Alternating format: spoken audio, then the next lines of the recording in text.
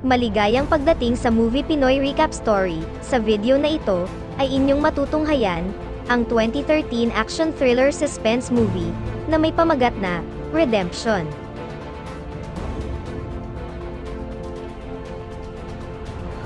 Nagsimula ang pelikula sa isang malamig na gabi sa London kung saan makikita sa isang madilim na eskinita ang dalawang gangster na naisipan na pagtripan ang mga kawawang palaboy na nasa kalsada.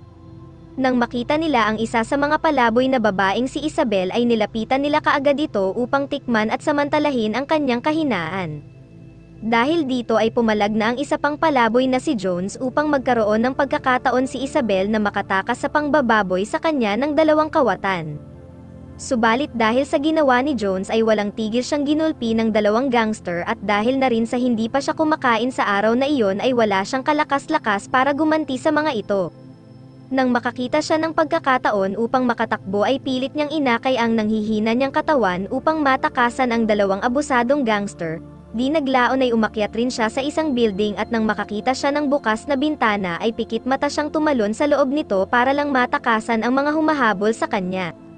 Hindi niya agad namalayan na isa palang apartment condo ang pinasok niya kung saan nalaman na lang niya na umalis at nagbakasyon ang may-ari ng nasabing bahay kaya sinamantala niya ang pagkakataon na dito na lang magpalipas ng gabi.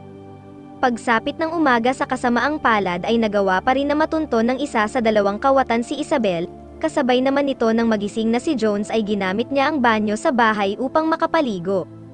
Inayos niya rin ang kanyang sarili at ginamit niya pa ang mga damit ng may-ari ng bahay, nang marinig niya sa isang voicemail sa telepono na 3 buwan na hindi makakauwi ang may-ari ng bahay ay napagdesisyonan niyang manatili at tumira dito pansamantala. Ginamit niya rin ang credit card nito upang makapag-withdraw ng pera pambili ng alak. Nang pumunta siya sa madre na si Christina na nagpapakain sa kanilang mga palaboy ay lubos itong nagulat kung saan nakuha ni Jones ang kanyang suot na damit. Nalaman na lang din ni Jones na hindi pa bumabalik si Isabel sa lugar upang makikain sa mga binibigay ng simbahan kaya lubos itong nag-aalala para sa kaligtasan ng kaibigan. Pagsapit ng umaga gamit ang kotse ng may-ari ng bahay ay nagpakalat siya ng poster sa buong syudad upang hanapin si Isabel. Wala siyang kaalam-alam na puwersahan na pala itong pinagtrabaho ng gangster bilang isang babaeng tagabigay ng aliw. Sakto pang dumating ang isang mayamang negosyante na si Mr. Forrester at binili agad niya ang kawawang si Isabel upang gawing alipin na parausan. Isang gabi habang natutulog si Jones ay bigla na lang itong binangungot kung saan makikita na isa-isang naubos ang mga kasama niya sa militar. Lumalabas na dati pala siyang sundalo na tumakas at umalis sa kanyang responsibilidad dahil hindi na niya kinakaya ang mga nangyayari sa gera. Sinimulan niya ding magpaulan ng bala sa loob ng kwarto dahil sa mga ibon na kanyang nakikita pero lumalabas na ilusyon niya lang pala ang mga nakikita niyang ito. Kinaumagahan nang magsimula ng maghinala ang mga kapitbahay ay nagpakilala siya bilang isang matalik na kaibigan ng may-ari.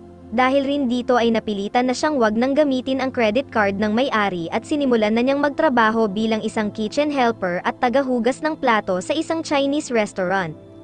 Isang gabi ay nagpatulong sa kanya ang manager na paalisin ang mga lasing na kalalakihan na nanggugulo.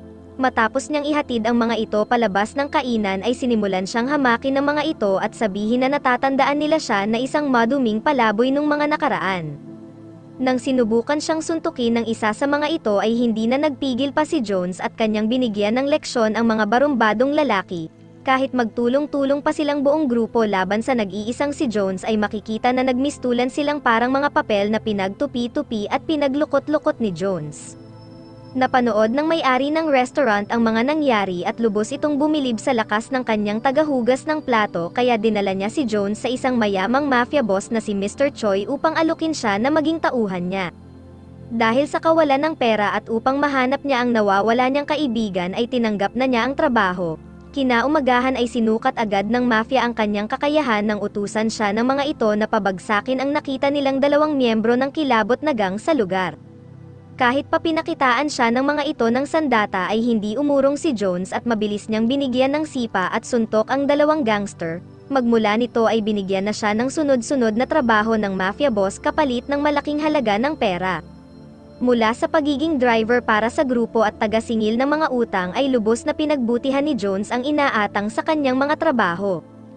Hindi rin siya nakalimot sa kanyang mga kasamang palaboy noon at lagi siyang nagpapadeliver ng mga masasarap na pagkain para sa mga palaboy na pinapakain ng simbahan. Isang gabi matapos niyang makaipon ng maraming pera ay nagkaroon na siya ng lakas ng loob na kausapin ang dati niyang asawa na si Don. Lubos itong nagalit kay Jones nang makita nito ang mga mamahalin niyang suot. Lumalabas na naghihirap silang naiwan niyang mag-ina at ni Cinco ay walang binibigay si Jones, mapag-aalaman na walang kaalam-alam ang dati niyang asawa na ito na naging palaboy siya sa lansangan ng maraming taon. Matapos mapakalma ay binigyan na niya ito ng maraming pera at nangako ito na magbibigay pa siya sa mga susunod na araw. Nang makauwi si Jones habang nag-iihaw sa labas ng bahay ay dumating si Christina upang sabihin ang malungkot na balita tungkol kay Isabel.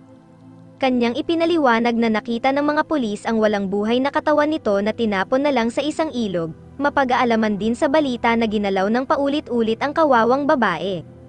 Dahil sa mga narinig ay sumabog sa galit si Jones at makikita na hindi niya matanggap ang sinapit ng kaibigan na sinamahan siya noong naghihirap pa lang siya bilang isang palaboy. Pagkatapos nito ay makikita na ginugulo na naman ng dalawang kawatan ang mga palaboy sa eskinita at gusto pang kuhanin ng mga ito ang mga pera na galing sa panglilimos. Pero hindi nila alam ay hinihintay na pala sila ni Jones kung saan tinanong agad nito kung natatandaan pa ba nila siya. Naglabas agad ang isa sa mga ito ng patalim na agad namang sinundan ni Jones ng pagdukot ng dala niyang kutsara. Gamit lang ito ay sinimulan niyang paggugulpihin ang dalawang abusadong gangster habang inaalam niya kung sino ang gumalaw at tumapos kay Isabel.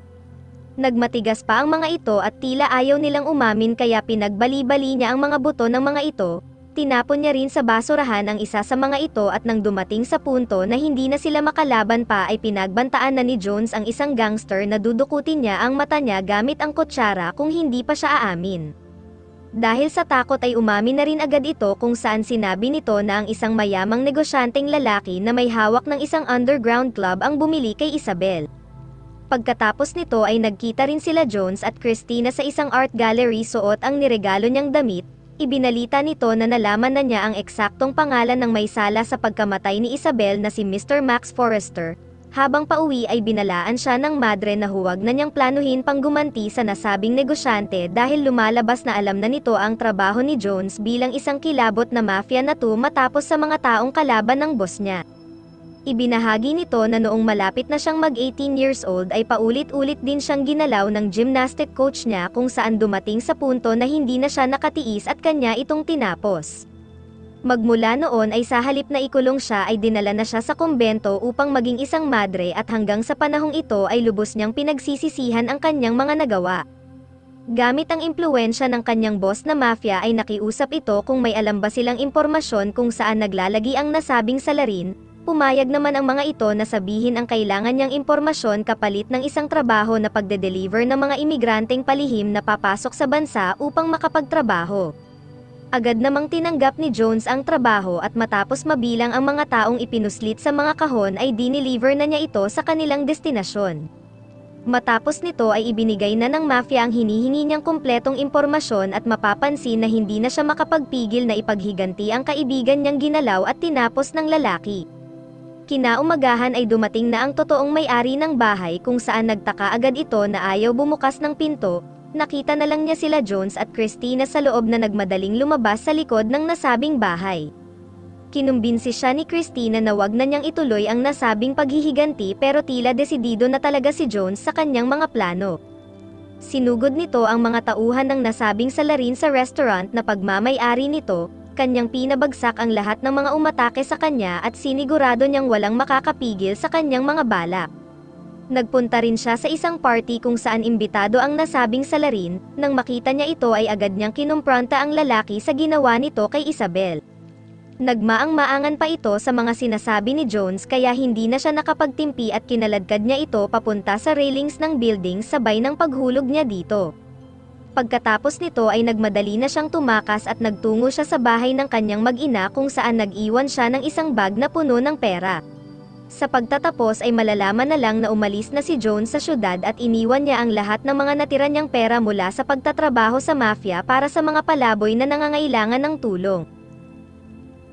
Special shoutout kay Bogard Kaingin, Don Focus, Andy Aquino from Alfonso Cavite, Black Gear PH, asawa ni Jean Ragan na si Marvin, Arvin Salazar, Edna Baog, Samantha Walang Matres, Wilfren Marinas at Antonio Pasquito.